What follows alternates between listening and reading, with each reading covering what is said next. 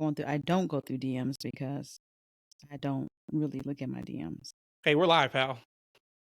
You probably should look up and, you know what I mean, get this thing going. I told you I was starting. I was pressing record. He just brought up something that now we got to just start the show with. So he found this article or a tweet or whatever it was. 3 wrestlers that their catchphrase has killed their career. What is it? It says wrestlers who got ruined by their catchphrases.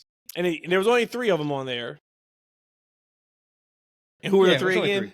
It's only 3. Yep. I thought I bookmarked this just so that I have a conversation. I'm like, I'm gonna start bookmarking stupid shit I see on X. Because there's a lot of it, right? I could bookmark for days all the stupid shit every minute, read, but every hour. So wrestlers who got ruined by their catchphrases. He has Tiffy Time, Jey Uso, okay, Yeet, and Jacob Fatu. He's got that one, or it could be get in where you fit in. He's got a few. But so if we say ruined though, right? Like their careers are ruined. Yeah. Well, okay. Like this is one of them engagement tweets, right? You just want to get people talking. Let's have fun with it. Let's have fun with it. If you had to pick one of those 3 that their catchphrase has ruined your enjoyment of them, if you had to pick one of those 3, who are you picking? That's just not fair because it was not the catchphrase is the reason why I don't care for the person. It's more of them. But I would probably say it's Tiffy Time. So that ain't the answer then. I said just the catchphrase. What? I would say none of them. But you got to pick one of them. So I Mine is 100% Jacob Fatu. Which one? 100%. Which one? All of them. Because they make them use it every single promo. And not which Jacob Fatu people we're talking about. You know what I'm saying? Jacob Fatu I can get catchphrases. over. I can get over that. Like, I mean, I think it's cool. Whatever. Jay, the Yeet, we may not have this entrance if it wasn't for Yeet somehow, some way. So give me that. Jacob Fatu though, you know what I mean? Get in where you fit in. What's the other one he says? If you don't know, you about to know. I just made that. I wanted to say get down and lay down, but he doesn't say that. I think he did say that. I think he did say that. Get down and lay down. But yeah, that's mine. E, who's yours? I mean, I guess if you got picked from those 3, but I thought it'd be a good conversation to talk about some real people who were damaged by their catchphrase, not 3 of the most successful acts in the company. Like, right? like how are they ruined when these, like, at least 2 of them are like some of the biggest and hottest merch sellers, especially with Jay. But I guess if you want to say, take your perspective as far as Jacob kind of being a one note, he kind of just repeats a similar amount of catchphrases. But I remember, I'm not sure, he did an interview with somebody. I thought maybe it's like a short he did from an interview. And he was saying that he didn't really think that he was a talker coming into the company. And somebody had to convince him. He was like, no, man, like, listen, you just be you on the microphone. Like some of the things that you say, right? No one is saying. And you're like, no, you come across so authentic. So when you out there on the microphone, just be you, just do you. So a lot of the catchphrases that he come out with, that's him. That's stuff that he says and he uses in real everyday life that maybe they started, making her reuse again and again different promos. But from a guy who thought that, hey, I'm not a talker, to be doing what he's doing, it's something to say. No, he's a hell of a talker. So yeah, big yourself up, brother. You can talk. I just wish they wouldn't make you say it over and over again. So then, E, did you have somebody in mind outside of those 3? Did you think of somebody when you read it and you were like, no, that person definitely went a little too hard on that catchphrase and we over it? At the time I had somebody in mind. I can't think of them now, but I thought it would be interesting to topic to talk about like on a down week or something like that. Because there are definitely people out there wrestlers who, man, I can't think of right now because I wasn't really prepared to talk about it. And that's why we got to get the Patreon popping, because we talk about a lot of random things before we start the show. But man, we can probably go back to the Attitude Era, WCW, and probably think of countless dudes who just kept repeating their catchphrase. Because back then, everybody was trying to capture what The Rock was doing on the microphone, right? Because The Rock because he was the start of the catchphrase guy, really, in a lot of ways. Like, right? Rock had his ready-made catchphrases that he started with. He had the one he ended with. Like, right? Stone Cold had the one, his outro, but The Rock had his bits that he would hit throughout the promo almost consistently. So right during the Attitude Era time, WCW people are always trying to find that intro that outro and those little bits that they can do in the middle of the promo that can get the fans to kind of participate in, right? We see it with Rock. I mean, The Miz, right? Because I'm The Miz, and I'm like, right? If you like Miz, not you know what he's gonna say, you're gonna do it, right? So like that was the thing. But who was that? There was somebody, man. I can't think of them on top of my head, but there was somebody I felt like, man, just really shoehorned their catchphrase in every promo, all throughout the promo. It wasn't that good, but I can't think of it right now. Not the dog problem on him, because we just talked about him a couple weeks ago. But my answer would be Jericho and AEW on his last run. And his catchphrases were just so forced. And I can't really think of anybody outside of that because I probably don't even think about that wrestler, right? We've never had like a top star where their catchphrase didn't work. Every top star's catchphrases work. I didn't like, we talked about that too last week or 2 weeks ago. Becky's the man has come to, and then she say the city. I hated the man's come around. Yeah, I hated that. I did not like that at all.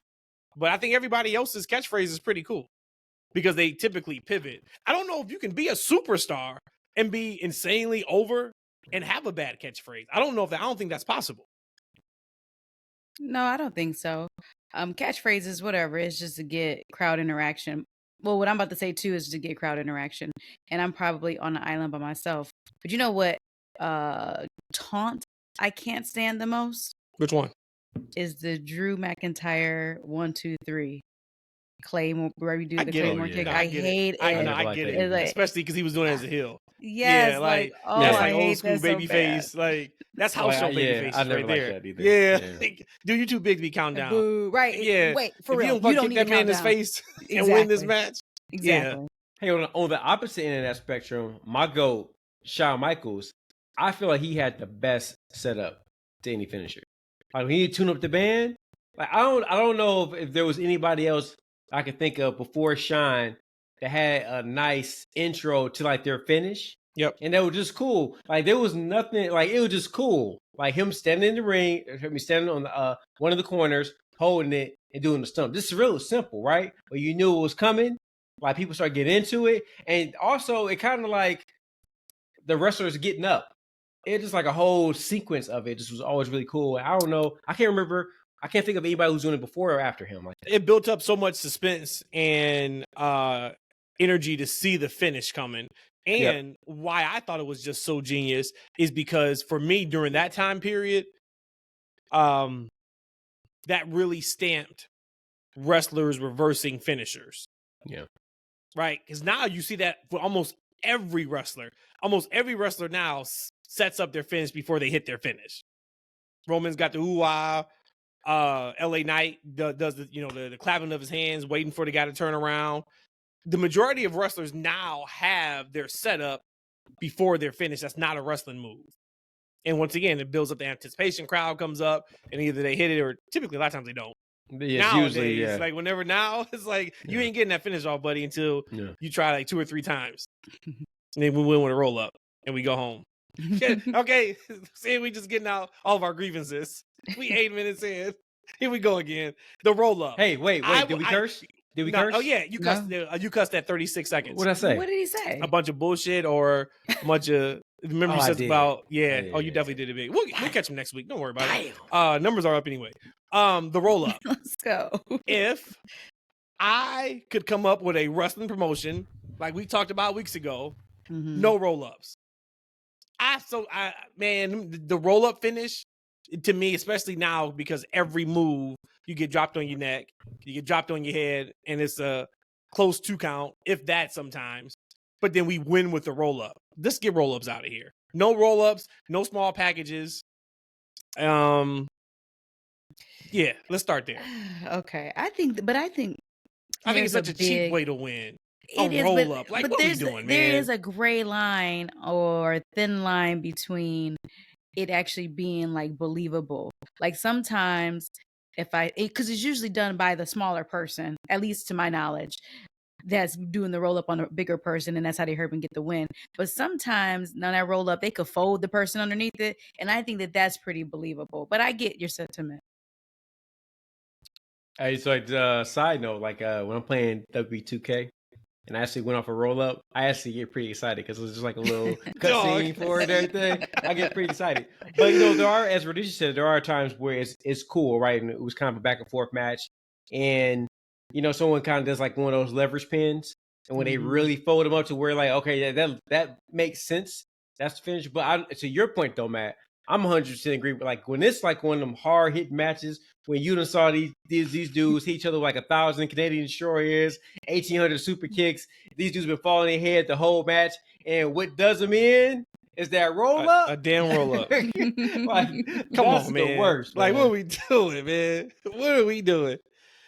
All right, y'all, let's get to it. Let's do this thing. We 10 minutes in. Episode 216 of the TFW podcast. That's Freakin' Wrestling. Welcome, freaks. Appreciate y'all. We love y'all. I am Matt, joined by that guy Eshaun, joined by that lady Rhodesia in the house. And there's only one way we can really start this episode. And that is Rhodesia and I were at SmackDown. AJ Lee is the lead story. That's the lead story this week. So we went to SmackDown. We talked about it on the last pod. I said I was not paying them crazy ass prices. And the wrestling guys was on my side. Thank you to the universe and whoever set me up for that, because 2 tickets popped up out of nowhere in a great spot, and it was nowhere near the price they were selling those tickets. The average price, if you take out the seats they had behind the staging, the average price was $1,000 after we potted up to Friday a ticket. And those are all, of course, resellers. But yeah, it was like $1,100, $1,200. Like that's insanity. But anyway, so we get to the show. Now, mind you, E, I had one of the I'm going to say worst experiences driving to a wrestling show that I've ever had. And what that was just Chicago traffic. So I tell Rhodesia, I'm like, look, I am not playing about this show. And this show really meant a lot to me, and hopefully in a future episode, I can really get into why it meant so much. But this was a special show for Rhodesia and I, but particularly, that's how I was taking it. So it was even kind of more than what it was. But it was seeing John Cena for the last time in Chicago. It was knowing AJ Lee's going to be there in Chicago. It was just like everything we've done since we've been here. And it kind of felt like a closing of a chapter with this being Cena's last SmackDown, knowing that this was also where he debuted, was on SmackDown in that arena, which is ridiculous if you look at that timing of that. So for me, like when you look at like ticket prices and such, the majority now, it feels like if just entertainment in general, the prices are not worth it. But what is worth it is the memories attached to that price and to that dollar amount. And for me, those memories that I had last Friday at that show was priceless. In the point of, I'll be able to say 20, 25 years from now, I was at John Cena's last SmackDown show. You can't put a price on that. I was at the show when AJ Lee returned after 10 years of everything she went through, with the company, outside the company. So I digress, but I'm like, look, you got to be home and ready to go by like 4:30. If you are not home by like 4:30, I will leave. And you can just drive separately, but I'm not playing. I'm locked in. She's like, no, I'll be home. She gets home in time. We leave. Actually, you said if I'm not home by a certain time, I'm going to have to drive myself and pay for my own parking. And I was like, okay, I'm going to clock out right now. Ain't no way paying for no parking. And that was 10:30 in the morning. So we hit the GPS up. GPS tells me an hour and 5 minutes. We are going to get there at 6:12 p.m. Perfect. Ticket says 6:30. I know the show starts at 7. Cool. I want to be sitting down because I know John Cena is starting the show off. Legit, I know he is starting the show off. I need to be there for the pop. I need to be there for all that, right? Driving, we hit typical Chicago traffic. GPS moves up, 6:34. No problem. We got 28 minutes to spare, or 26 minutes. We are locked in. We are good. And while we are sitting standstill in Chicago traffic, that joint jumps to 6:58. And now we got a problem, E. Because I could have left earlier if I would have known this. I was sitting at home doing nothing and waiting. If I would have known, GPS just jumped to 708. I'm in the middle of being upset about the 658, and now it jumps to 708. I'm losing my mind. Rhodesia ain't saying one word in the passenger seat. And I know why she ain't saying one word. She don't want to say nothing to make me mad. She don't, she just like, he's going through his thing right now. And then that shit got up to like 717. And I'm like, we're about to fucking miss the entire opening segment. I spent all this money to see John Cena partly, and I don't even get now to see his entrance. I don't see any of him. Drop down to 706. Get off the freeway. We are now in 2 mile standstill traffic. We got to make this left at this light that is a mile away. Rhodesia gets out her phone. She's looking at the map. She's like, well, maybe we take this lane, take this lane, take this. She's like, do you want to trust it? I'm like, what do you think? And then she looks, she's like, no, that's a dead end. And while she says that, GPS goes back up to 709. And I'm like, well, now we're just sitting here. And Rhodesia's like, do you want me to pull it up on my phone? So we can, I didn't know if she was trying to be funny and shit at that time. But I was just like, yeah, because I want to see it. Long story, way less long. We get through traffic. We pull up. I was going to drop you off at the door. Remember? I said I was going to drop you off at the door. My baby did say, you want me to drop you off at the door? No, we'll be fine. So we get to the parking lot. Fucking parking lot's full. Not a sign in sight that the parking lot is full. So it doesn't even tell you where the next parking lot is. It was just 2 cops out there. It's closed down, and that's it. So I see a lot of people turning right. There's a hotel right next door. I see a whole lot of people turning into the hotel parking, and all the hotel parking has signs that says $250 fee for parking stay at the hotel. Everybody was doing it. That's one of them times where your parents be like, everybody else jump off the cliff. You jumping off too? I jumped off the cliff Friday night. I'm looking at my watch. It is 6:59 when we pull into our parking spot at the hotel. Now we jumping over barricades. I feel like the Shield back in the day. So we finally get into the arena because there ain't a line because everybody's fucking already sitting down. So we go right in and we get to our seats as soon as Cena starts to cut his promo. So we did miss the entrance, but that entire 2-hour plus drive where we are literally like 30 miles away from Allstate Arena, all that, it was still good because we got to our seats. It was like 7:04 or something by the time we sat down. But I enjoyed it. I loved it. I thought the show was fantastic. Didn't watch it back. I didn't watch even any clips outside of just AJ Lee's because I wanted to hear how the pop came across on television. But tremendous show live, especially once again, you know what you're getting in there. You're there to see Cena and you're there to see AJ Lee. I thought that was great. Brock Lesnar showing up. He got a tremendous reaction. That was great to see too, because of course I didn't know if I ever see Brock again. So for me, it was like just a full circle moment. Super happy with heading to that show. Rhodesia, I'll throw it to you, of course. And then E, if you got any thoughts about how things came across on television, for sure. It was perfection. And I know Matt said, well, no, I wanted to see his last entrance, him coming down the aisle. He wanted to still see that. And I'm like, at that point, when that mug said 7:17, and of course that's Central Time. So the show at this point, when it said 7:17, I was just hoping that we even got to see John Cena live at that point. So for us to walk in and to, as soon as we hit that corner, start walking down the steps, he picks up the mic and starts talking. I'm like, oh, that was perfect. I remember almost crying. So in wrestling so far at the live event, the first time I cried was in San Francisco, I believe, when Undertaker, we thought he retired, left his boots and his hat or whatever in the ring. I actually cried that night. I felt like you was with us with that show, right? Or maybe it was Dallas. I don't know. Whatever show that was. I think both. I remember. Yep, I was there. Yep, I was crying for that show, for that moment, and then I almost cried when Cena was talking, and I was just like, my God, like just remember, I was outside. I remember the very first episode where we saw John Cena on wrestling TV, and to see that this is like, and I've mentioned this before, to see this as the ending of his career, it's something for me too. It placed me in my age. It placed me on like, okay, I remember when he first debuted and now he's retired. So for me, it was just such a full whole moment. And for me, who've always been a John Cena fan, even a Super Cena fan, and to see those people react to John Cena like that, even more than WrestleMania, like just hearing how loud the crowd was. And again, that's a massive difference between 60,000 and 16,000. But it felt different. It felt louder. It felt more emotional. So for me, beautiful, poetic feeling with John Cena, and then the whole Sammy thing, and him giving John Cena giving him the shot at the title, and Sammy returning the favor. At first, they were booing Sammy, and I'm thinking like, what did Sammy do?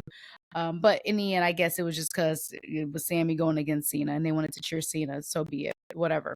But that was such a beautiful moment for me, and they had to ruin it with Brock. As I move forward, the AJ one, and we talked about this on the last episode, like, should we had known AJ was going to show up, it should have been more of a surprise. Now being there live, to me, it wouldn't have mattered either way, because what I felt in that moment felt just as, I would think, just as good. I don't think I had much emotion left to handle all of that. And I just thought that was incredible how, once again, just even the storytelling. So take aside the AJ Lee part of it and us seeing her after 10 years, just the story behind all of this and the layers to it and the players that's in it. Like, to me, that got me so like invested in this. And even though we know this is husband wife versus husband and wife gimmicky, to me it still feels really, really good. So to be a part of that was amazing. I think we left the show, and I know Matt was too, but I almost felt like I was wrestled a match. I was on such an adrenaline rush from that show. We even went out to dinner afterwards and kind of was just hyped throughout the whole dinner sitting too. So for me, what a wonderful moment. Shout out to the GOAT, Matt, for copping those tickets and getting us there safe, because I was like, hell no, we're not going to SmackDown. No, we are not. I was like little Matt. I'm like, hey, we saw John Cena's last match at WrestleMania in person. Nope. But I'm so happy I was able to be there live for that show. Oh yeah, I knew you guys were gonna go there. Even if there was $1,000 y'all was gonna pay, I knew y'all was gonna go there. No, it wasn't no way y'all was gonna miss that show. It didn't matter the price. Did somebody just walk behind you, brother? No. Okay, I looked down for a second. I looked up. I swear it looked like a shadow. Oh shoot! Was over to you, like you're right. Don't be playing. No, I'm just saying, like, swear to God, yeah. I'm gonna look there. This is a brand new house. We only people that ever lived here. There are no spirits in this house. We're the only spirits. There could be some positive spirits. Don't do that now. Oh yeah, maybe. Yeah. We talk about last, like, I got my last throw at the Joe show shirt. Okay. Last throw at the, like, if you're not from Detroit, you're not familiar with the Joe Louis Arena, but it's historical significance to the natives. Great building. I had to get me a shirt. Matt was there as well. I'm like, Matt, you get. I think same instance. I think he was coming in late, and you weren't able to get a shirt. But I was like, yo, I'm going to get me a shirt, man. Was that March? Oh man, what's the date on that? Let me see. It has a date on here. I don't think it doesn't have a date, but this is 2017 though. Yeah. Okay, it's 2017. Oh, actually, it is on the back though. It is on the back. It shows on the back. Okay. Yeah, I think it's either March or June. Yeah. So like world famous Joe Louis Arena. That's what they started calling it. Like the last 7 years, I got super hype on, because it kind of was. Everybody kind of knew what the Joe Louis Arena was. It was Dirty Samoa Joe Arena. And Brock Lesnar on top of that show. I remember Brock bowed and like he gave like his respect to like the arena. I was like, yo, that's kind of cool. So like that arena was so dirty. I remember us going into the arena and I'm looking at like the ground. I'm like, man, it's like dirt on top of the dirt. Like this is like 100-year-old dirt on this ground, right? Like that arena was so old. It was a big arena, but it was an old ass arena that they hadn't upgraded in probably like 30, 40 years, something like that, right? Like, man, that arena was old. But I'm glad you guys got to experience that. For me, as far as watching on television, I actually watched it the next day. I'll tell you guys a story. So I tried to do a family thing. Like, you know what? I'll watch SmackDown on Saturday. I'm off the entire weekend. Cool. Son's into football. My youngest son, Ian, he wanted to watch football. Hey. Oh, that's right. Kansas City and the Chargers. It's on YouTube, right? And so my brother-in-law was over. He also wanted to watch. So I'm like, all right, I'll spend some time. Brother-in-law, son, want to watch the football game. Now, my brother-in-law was telling me that the game was on YouTube TV exclusively. So again, I don't know. I'm like, oh, is it? So I'm trying to find it. Other means, trying to find the show. Just to wait 30 minutes later to figure out is actually just on regular YouTube. Yeah. Like, right? It's on regular YouTube. So the kids, they're into I Show Speed for whatever reason, right? Or they know who he is and they pop when they saw him at the Rumble. So he was actually live streaming the game. So I was like, maybe I'll put that on. Maybe they'll find it entertaining. But then I asked my youngest, I was like, wait a minute, is I Show Speed cussing? Little man like, I don't know. Like, He knows. Like, is he cussing? I don't know. So I'm tickling like, is he cussing? I don't know. Like, you do know. Like, we ain't watching He's this. like, hell yeah, he cussing. Right. Right. I was just about to say that. So I go turn this on, right? So then, I had just recently got home, so I'm trying to eat and everything, right? I put it on, let my brother-in-law know that I got the game on, found it, it's live, it's ready to go. All of a sudden, I look around, like 10 minutes later, ain't nobody in the room with me. Look around, like, I'm like, my man, I got the game on. Oh, I'll be right in there. Okay. Ian. It's my youngest son, like, yo, I got the game on. Okay. 20 minutes later, nobody. Finally, Ian comes down there. Talking about, well, nobody's watching the game. I'm like, well, Daddy's eating. I thought you guys wanted to watch the game. Find out from my sister-in-law, my brother-in-law, in there watching the game on his phone. I'm like, bro, you just asked me to put the game on, and you said you wanted to watch it. You in the other room, isolated, watching it on your phone. I'm like, you know what? I tried to be nice. That's strike two. I tried to be nice, right? I tried to do a family thing, and y'all done ruined it. I'm taking my ass downstairs to watch me some rattling, right? So I watched. He said, "I'm putting charges on all you bitches." He went straight Denzel training day. Man, it was over for me when I found out my man's just sitting on the bed watching his phone. Watching on his phone. I'm like, man, if I can go to a pillow with somebody. Brother, you took too long, man. He probably was serious about his football too. And all he had to do, look, the guest room and the living room was it's like 5 steps away. All I had to do was get up with the phone and come sit down. I was like, that's what we're doing. I'm about to go watch some wrestling. But I actually was really surprised that you crappy Chicago people was booing Sami Zayn. I don't care whose last match it was. That's supposed to be a beloved figure. So you booing him? Because at the end of the day, you want to talk about like smart fans, right? Y'all talk about the Chicago crowd is smart fans. Y'all know why Sammy's there. Like, right? Sammy's there to give and show respect to John Cena in his last match. That probably was a dream match for him and probably an honor for him to wrestle him in one of his last matches. Hell yeah. Right? So that's probably emotional for him. So you know what it is and what it means to him. And they come out there booing him, and it ain't for storyline purposes. They booed the hell out of that man, too. They booed the hell out of this man. Like, oh my God. And that's what I was about to say. Then Brock Lesnar come out there, who is the heel, and y'all cheer this man. I'm like, man, what y'all doing out there? There's no baby what is happening? Heel when it comes to Brock Lesnar. He's just Brock Lesnar. That's it. I want to spend some time to talk about AJ Lee, but I do want to, maybe because you brought up Brock Lesnar. And it's only 4 matches they've announced so far. I am blown away by this WrestlePalooza card. In a good way? Yes. It has to be. I had it on my list. This is one of the best cards they put on probably since WrestleMania. Best cards and best builds in like 2 weeks. Like, longer than 2 weeks. You look at the matches they've officially announced, right? Usos versus Division. That was really 1 or 2 weeks in terms of if you look at Jimmy and Jay. I can't wait for that. But go a little further. If you talk about Division storyline with Jay. Mm-hmm. Like, right? And you talk about what happened the previous week with Jay, like, hey, man, I can't do it by myself, man. Can't do it without you, man. So, like, it all kind of culminates to that moment, but keep going. And then all of a sudden, he turns into OTC this week. We're going to talk about Jey Uso. Yeah, we're going to talk. Io Sky for Stephanie Foucault. We know what that was about. So that's been in for weeks. And this match has real life consequences, right? Because title match. We know we need a champion, right? Yep. Naomi had to vacate the championship. So now we got a match with real life consequences. So, like, there we go. And we know this match is going to be fire. We know it's going to be good. Io and Stephanie. Then you got Punk and AJ Lee versus Seth Rollins and Becky Lynch. Once again, we'll talk about AJ in a minute. And you got Cena and Brock on top. Like, this show there is nothing. I know we're going to talk about AEW. I know you said you got like 1 or 2 things. We'll talk about it.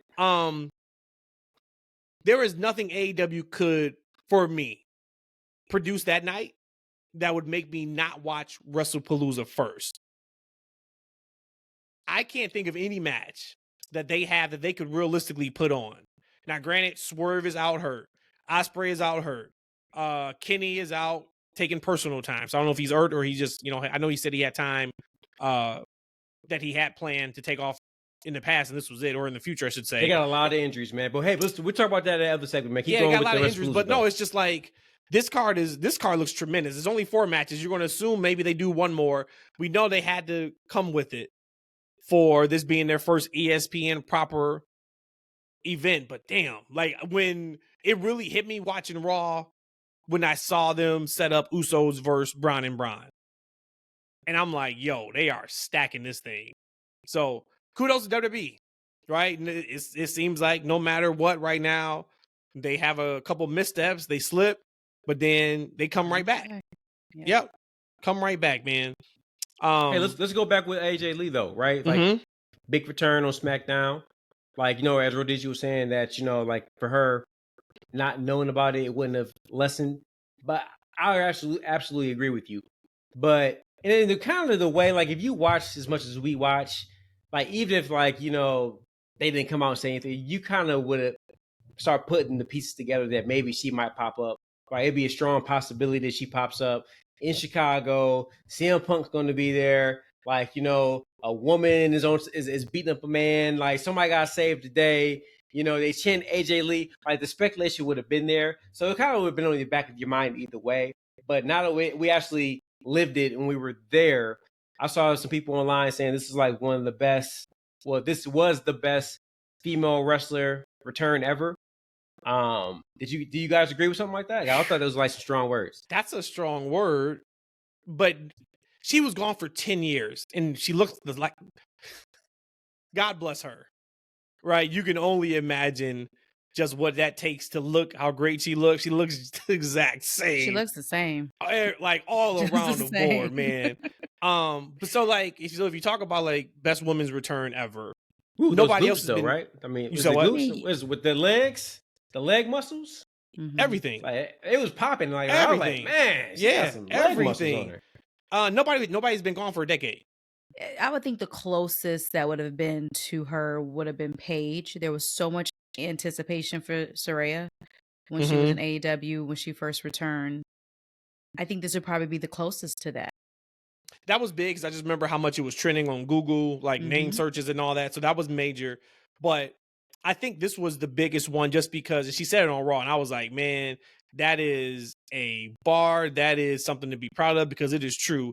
She just came out there and said, I know you may not know who I am. I am AJ Lee. I'm your favorite wrestler's favorite wrestler.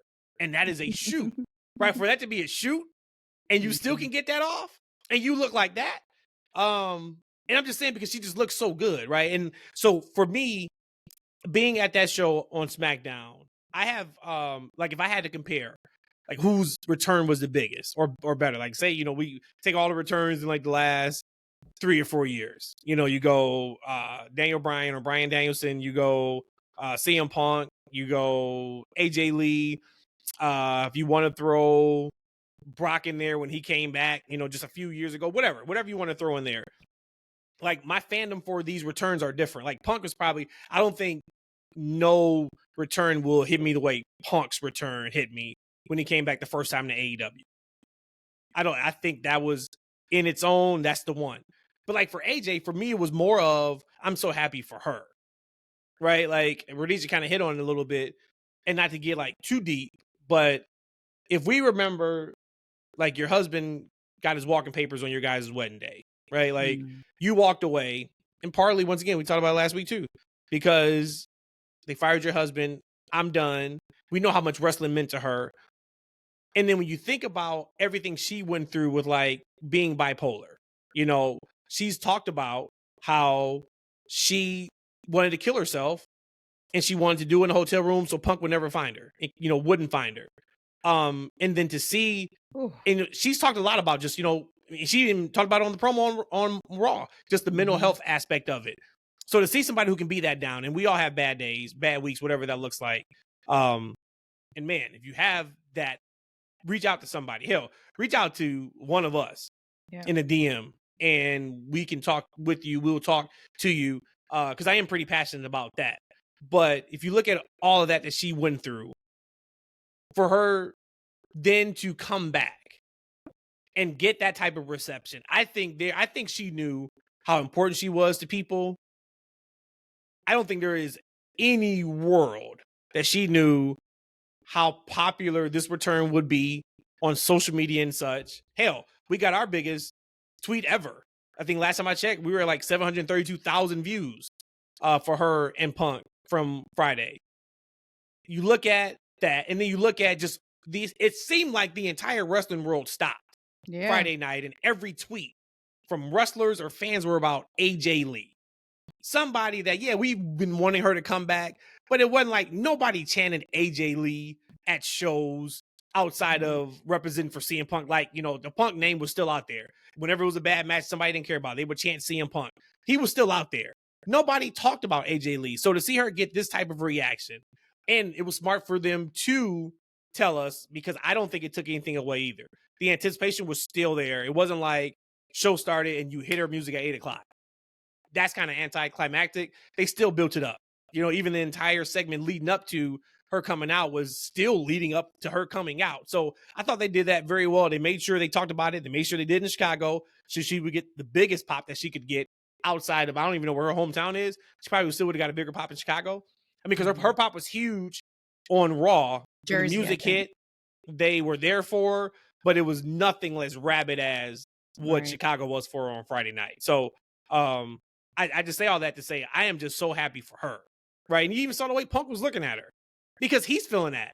I don't know if it was on TV or not. Did they show him when she was leaving and like he was crying? I don't think so. Okay. And for me, that moment was like, do you know how happy you have to be for somebody else to show emotion like that? Like crying because somebody else is happy. That's like ooh boy.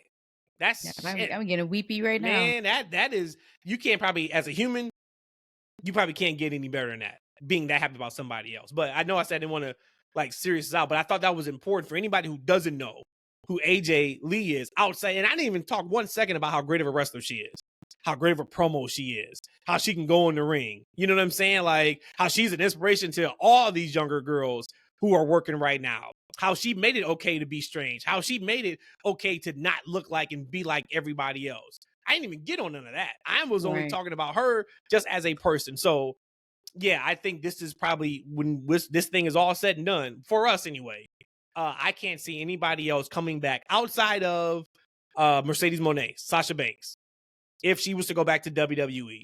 And they handled it the way they should, as Mercedes or Sasha Banks is coming back to WWE. I think that one would rival this, but outside of that, no, I don't think so.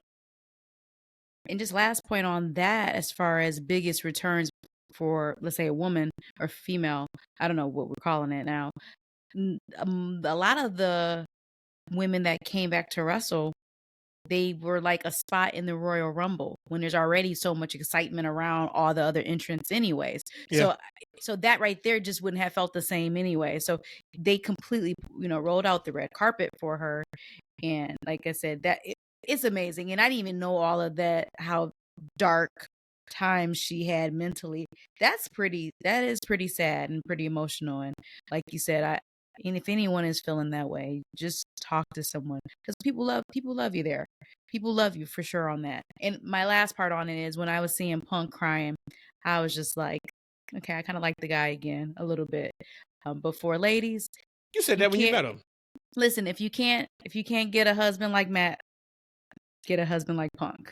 He'd be a nice runner up. If I can find it, then there we go. I'll throw that air one out there. That's what I'm talking about. No, he was nice in person too. You're right. You're absolutely right. When I met him in person, I liked him. Seriously. But yeah, so excited as hell to see her back in the ring. I think her and Becky's gonna do some good business. I'm excited. I am. I thought Raw was really good Monday night. Now, granted, I did have to fast forward through some of it. Not a lot. I had eyes on every single segment, but it was just some stuff in order to get it in. I had to kind of like run through a little bit. So now we got to talk about the Usos. And how good was that opening segment? I thought the opening segment was tremendous. Now I popped. Now maybe this has happened before. I just don't ever remember it. But right after Jay almost fell down the steps and tripped, Jimmy meeting him at that entrance. I thought that was fire. I don't know if that's ever happened before. No, but it I was hasn't. like, And when you talk about that shit detail, sweet. like we just talked about detail last week, they could have had him come out with him, but it wouldn't have hit the same. When he looked down and Jimmy came out, I was like, oh no, I'm set. I'm locked in right now. And then we got them going back and forth, the promo. And then Jay popped Jimmy, and Jimmy had to like oh no, man. I was here. I'm like, I don't ever want to see Jay Uso by himself again. I was so excited. Yeah, Usos is my favorite tag team of all times. All the times, right? And they show it. Like they in the chemistry and the love that you see bleed through TV when they're together is amazing. I also really love that spot when Jimmy came out of the tunnel and like it hit at the same time. Like, that was awesome, awesome moment. I also agree that just overall, I really enjoyed Raw from top to bottom. Some of the matches a little bit too long for me, but overall, really good show. Really great intro. Like I said, just listening to Jay and Jimmy go back and forth, kind of do their thing. Yep. You know what I'm saying? Like old time, it's really good. And then I really enjoyed seeing them together and then seeing them across from the Brons. It's just they're setting up a lot of nice things for this pay-per-view that's coming up. I'm really intrigued. This is probably the first time in a long time for WWE to where I said, you know what? I got to see this Pale Elite. Was there anything in particular during that opening segment face off that you really like? You brought up, you liked seeing the Usos together. You liked them facing off with the Brons. It was something for me. So I'm interested. Was there something in particular you could put your finger on? Like, man, this is really good. I'm really enjoying this. Outside of the moments that you mentioned, what are you thinking? Well, two. One was just how comfortable, confident Jimmy was on the mic. Like, he was really in his zone in that promo. He was showing like he was really good. And then the other part was just Bronson Reed. We've talked about it a lot. Man, he belongs. Yeah. Like, he is playing off the crowd so well. What they like, he's in a really good space right now. What I wasn't going to say though, I don't really like to say too many negative things unless it needs to be said or it's really getting on my nerves. I think we talk about division, we talk about the Brons. Mm-hmm. When I listen to your boy Breaker out there, I'm like, this is why we need to not put so much gas in that tank and let him get to where he needs to get naturally. Because he like, as far as the four of them, he's like the weakest out of the four. In terms of the mic? You're talking about, right? In terms of the mic. Terms of the mic. Yeah. Right? And I was like, this is why you let him progress naturally and comfortably till he gets to the spot that he's destined to be in. Like, he showed in that moment. Whereas, as you said, when Bronson came out there, Bronson took control. Like, it's like, hey, hold on, young fella, I got it. Let big bro take this for a minute. Let's get us back to where we need to be. Like, right? Mm-hmm. And so Bronson, and I've said for a long time, but that's WWE, I think they know, because they've done a great job, I think, of protecting him over the years. Because again, they haven't really, we're talking about somebody who's been in a holding pattern. He's been in that spot to where they haven't like jobbed him out, but he hasn't really done anything either. I don't think he's won any championships. I don't think he's won any big matches, but he's always booked to look strong. You talking about which one? Always Bronson. I'm talking about Big Bronson Reed. Oh, man. Bronson, yeah. I mean, when he was really going to take off outside of now was right after War Games when he snapped his ankle. Yeah. And that was something we didn't talk about. I wanted to bring that up. Somebody said something at him. Or even before that, because with the whole Seth thing.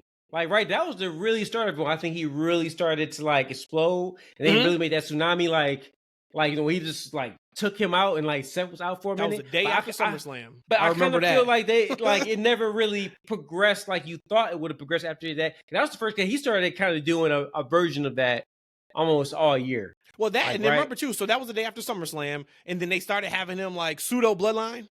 I mean, that's when we got War Games in November. And that's when he broke his ankle. And then when he came back, was that close to each other? Hell yeah, it was. Okay. Yep. And I only remember it because we were in Brazil for SummerSlam. And then I remember that next night we watched it, whatever time it was. The time was completely different. And we watched it, and I remember I was like, damn, this is pretty good. This is good stuff. But he talked about that he'll never be 100% in his leg again. He said he's probably thinking like 75%, 80% best in terms of mobility and everything. But he's like, but it's whatever. Like, But think about what he manifested during his injured time, and wrestlers talk about it all the time. I'm quite sure most athletes feel the same way too, but just particularly wrestlers, because we hear about it often. When they get injured, like the mental trip that goes through their mind and the ride that they go on, is people still calling me, people still there for me. You hear it all the time. For him to be in, maybe I'm saying this more because it's probably the first time I was somewhat invested in a character, and then now being on social media a little bit more, I will like follow him and I will kind of see him during his journey. So maybe this is the first time I've been exposed to following somebody through their injury, and maybe Charlotte too. But to be in a place where you're injured and we know what that is, and to say, I'm going to come back, and him believing I'm going to come back and I'm going to, every time I'm going to come back and beat him. Watch out, because when I come back, I'm taking all you hoes, like all that. Like he's talking big shit on the internet, and he comes back to this. Like that is some amazing manifestation for him to come from 180, being hurt. Now you got to rehab, in the mental fortitude you have to go through that. And then now you're saying that he's only going to be 75%. And then dealing with that, I will never be the same again after this injury by a pretty large margin if you're talking about 75% versus 100. Like that is just some really cool manifestation there. And I just think, like I said last time, we didn't expect him to take off this way. Breaker voice, I think, does him a disservice, just like Brock. Brock's voice does him a disservice. They sound kind of puny. And that's not to be like rude or mean or anything, but that is just how it is. You can't call a man puny and then try to say like not to be mean. Yeah. Okay, like come not on. aggressive. You know their voice is not aggressive. Puny. Not, but you know what? I give Brock that shade. more so than because the Bron. I think Bron does, when he does his mock Scott Steiner voice, I think it works. Because Scott sounds because Scott sounds he seems so unhinged. Mm-hmm. You know what I'm saying? That where you kind of forget about the voice a little bit. He just seems so out there. And that would work for Bron. Like, give him the template of Scott Steiner. Now, Scott would go out there and cut 10, 12, 15-minute promos. Mess up every other word. He would go out there and cut them, right? Good, though. You know what I'm saying? So you could do the same thing with Bron if that's what they wanted to do. Speaking of Bron Breakker. Because everything that is old is new again. Yep. I was watching LA Knight. I'm entertained by LA Knight, especially since he's moved over to Raw. Like, I'm very entertained with LA Knight. But LA Knight is just Stone Cold Steve Austin in 2025. He is. The vest, the cadence, how he hits the ropes. He is Stone Cold Steve Austin. The way he puts his hands up. So it was funny because I'm watching him when he came out and when he jumped to bronze. And I was like, that's Austin. Like Austin would just want to, and Austin would say, I just want a piece of your ass. Right? Like that was, I don't care if I get beat up, I'm gonna get you though.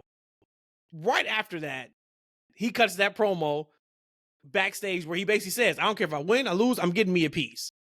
And I'm just like, fans love that. You have the baby face who is saying, I know it's two of them. I know I'm not going to win. It doesn't matter. Somebody can get the ass kicked tonight, and it's going to be y'all. That is like babyface 101.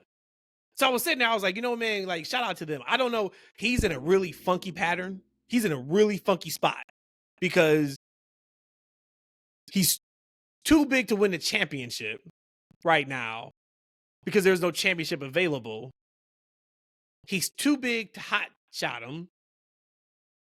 But he's not big enough where it's mandated you got to put a belt on LA Knight.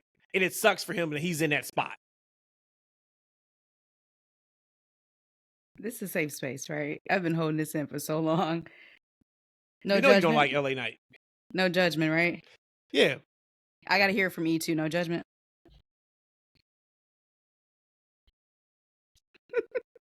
Jeez Louise. Well, you said that you're entertained by LA Knight, right? Mm-hmm.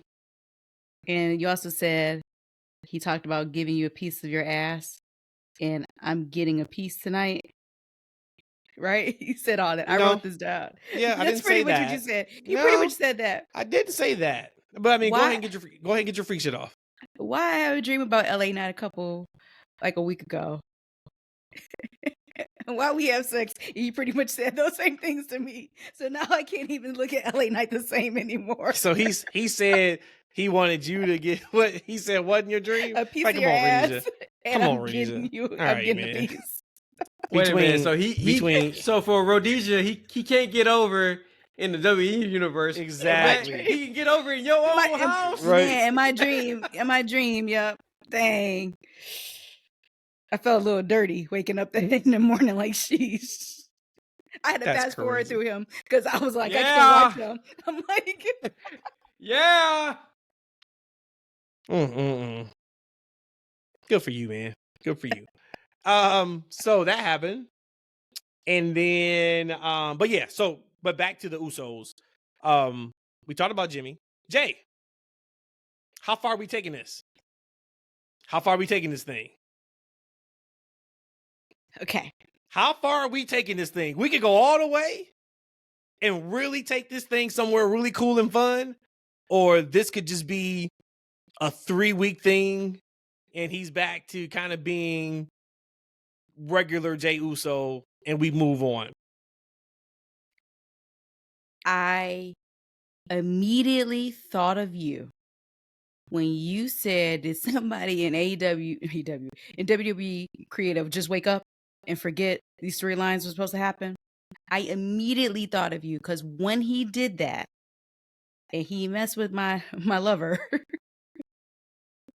I was like, this is him turning into Roman. That is the only thing I thought of. I was like, he's turning into Roman, and now they're finally telling the story they should have probably already told. But again, because Roman's not there, they can't tell that story. But I was like, this is them retelling Tribal Chief OTC point 2. I didn't like Jimmy calling out Roman. He gonna tell Jay, you starting to sound like Roman. It's like, all right, man, chill on my goat. He's a baby face now, Jimmy. If you haven't been paying attention, I know you've been on SmackDown. On Monday Night Raw, Roman Reigns is a baby face now. We yeet now. We sign autographs, throw shoes into the crowd. We are full-fledged, 100% babyface. We done brought back the WWE 2K babyface wrestling package moves, and we rocking those out now. For him to say that, I was kind of like, man, that was a little dirty. Roman ain't done nothing to be like that in a long time. Still, It hurts. And then the last thing on Jay, LA Knight asked him point blank, we good now? We good now? And I know Jay said in the end, we good now, after he heard him. But when he went in the corner and he was like, are we good now? Jay's like, yeah. So then I just think you're even more of a coward because you told this man, yeah, it'd be different if you didn't even say anything. But you even grunted a yeah. Monday Night Raw was on fire. And actually, that's a hard slogan, too. Monday Night Raw. Yeah, I like that. Monday Night Raw. Yeah, that's a shirt he had on. Yeah, how far are we taking this thing? Monday. You know, when I heard it happen, right? Cause they just, got back together. Like, right? We want to see the brothers back together one more time, take on the big bad Brons. And I'm like, oh, they're already creating like some animosity, like right? They're already creating some friction this early on. But from a storyline perspective, I like it. Like, right, when you're telling stories, because right now, they're telling the story with Jay that he's starting to get, professionally frustrated. Like, right, he lost his championship. He's kind of been on the downward end of things for quite some time. Now the Brons have been after him. Now he feels like maybe he needs to be a little bit more aggressive. And in a lot of ways, that's correct. Like, right, he's been coming out there, doing his Yeet thing, and he's getting hyped for the crowd, and he's having fun. But at the same time, he's losing. He lost his championship, right? He can't win the big matches again, right? So maybe he needs an edge. So from a competitor standpoint, you think it kind of makes sense, and it seems like we're kind of going back to the right hand man, like Jey Uso, when he was aggressive, and he's going to get him. that type of thing, right? And Jay like, yo, all right, man, look, let's not go too far to where we were. Let's keep it 100 back where we were, and let's move together. So I think it just creates some more storyline between the two of them, and potentially when Roman comes back, right? How does Roman react to a more aggressive Jey Uso, and how he's kind of taking things up, especially when Roman's trying to seem like he's trying to right some of the wrongs that he's had, right? He just finally acknowledged Jey a couple weeks ago. So I think it just creates some more storyline elements. So I don't think we're going to see a heel turn from Jey. That's definitely too soon. But do we see a more aggressive one for some time and it play out storylines? Absolutely. What I was really impressed with, I'd say, is there is no beef between Jimmy and Jey. A lot of times when you see something like this, then all of a sudden, like, Jey would have pushed Jimmy at the end. And he's like, all right, that don't even make sense. Like, dude, why are you tripping like that? Everything he said in that backstage promo, there's some credence to what he's saying about LA Knight, if you wanted to go that way. Yeah. But it was only to LA Knight, right? It wasn't to no other babyface. It wasn't to Jimmy. That's what I thought was cool. I was like, cool, they're keeping it just to his issue with LA Knight. And we'll see where that goes. But I really enjoyed that. Real quick. Real quick. Yeah, LA Knight, when he was talking to Jimmy. Like, yo, I don't trust either one of y'all. Like, we all got history. Mm-hmm. Like, we on the same team. What team? Back. He Yeah. was like, you called me. You, Jimmy. Yeah. That was good. I like that. That's nice. Yep. It's the callbacks. Real quick, two quick things. Bronson Reed, I actually pulled up the quote he said. He said, I had to build all my muscles back up in his right leg. I had to learn to walk again on this right leg, then learn to run, then learn to jump, and then eventually get in the ring and do everything that we do in the ring. My mobility in this right foot will never be 100% again. My new 100% is 75% of normal mobility in your foot. But I get it done. That's all that matters. I tape it up. I put my boots on. I go out there. I beat people up. So I wanted to share that. And we got our answer. The Rock is not dying, thank God. He lost all that weight on purpose. And he revealed his physique transformation is for a role called Chicken Man in the Lizard music. Don't even know what that is. That sounds like an animated movie, though. Also directed by the Smashing Machine director, Benny. He said, Benny pitched me this after about 45 minutes. This pitch ended, and I said, I am your Chicken Man. I still have a long way to go. I'm so excited to get a chance to hopefully transform again like I was able to do in Smashing Machine. It means eating less chicken. So, everything's good. He's doing it for a movie role. Good for him, man. Hopefully, he is living where he wants to live. He made an Instagram post. Who knows? He just released it a couple weeks ago, but it was a tight shot of his face. But he still looked big like The Rock. So who knows when he recorded? But he basically just talked about, living for yourself and not for like approval of others, and not doing other things or doing things for yourself for other people. And then we see him lose this weight. So it's like, he was hell bent on losing weight to do movies. He did it when he first came out. That's why he was, skinny when he first started. And that's what they told him. And he's like, I'm going to do it my way. And he said he fired all of his handlers and everybody around him. He put his muscle back on because that's what he was all about. And then that's when his action star, movie started taking off. But either that's the case, and people, of course, evolve and change.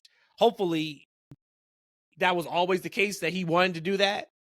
And now he just wants something different. And it wasn't a case of he wanted to do this 10 years ago, 12 years ago, but he didn't think he'd be accepted.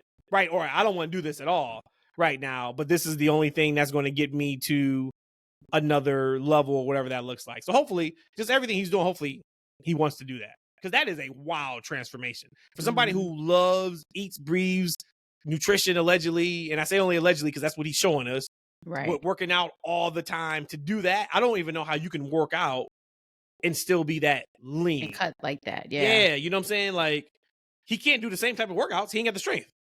He don't have the body mass. So I'm looking forward to it, though. Once again, we talked about it. I'm probably going to try to go see his new movie, and we got to represent if he's only going to show up 90 pounds. We got to go to the movie theater for that. Before I just hand over everything to y'all, I want to shout out Corey Graves, and I made a note, and my note just says shout out to Corey Graves.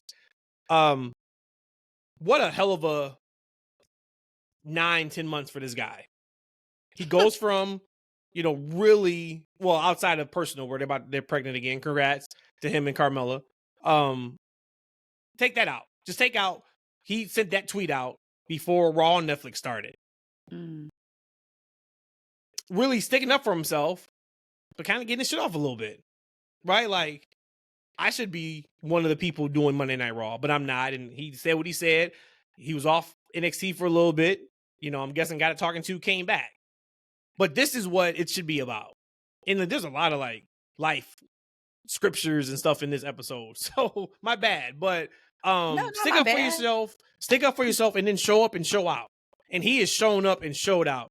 NXT, Monday Night Raw, Friday Night SmackDown, now AAA. Like, he is just everywhere, and he is doing a fantastic job everywhere he goes. So, I mean, I wanted to shout him out. He could have easily had the boo-boo face forever and then decided that I'm not going to do, whatever. Y'all, we've seen people act like that. But, he got it off his chest. He had to sit down for a couple weeks. They brought him back in, and he's been nothing but fantastic ever since. So, shout him out. Talking about announcers, any thoughts that y'all want to share about the whole Wade Barrett and Nikki Bella fiasco? Oh, well. And I'm assuming the listeners and the viewers know what's happening, right?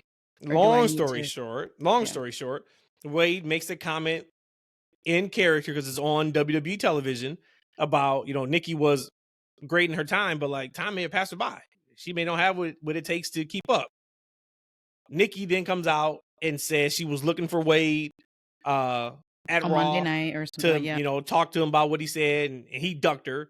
Wade tweeted, like, I'm not sure why we're doing this like in public, but I didn't duck you. They hashed it out and they were all good. At the end of the day, that's where we are now. They talked about it, they were good to go. I didn't think anything of it. Once again, like, if it's on the wrestling show, it's a work.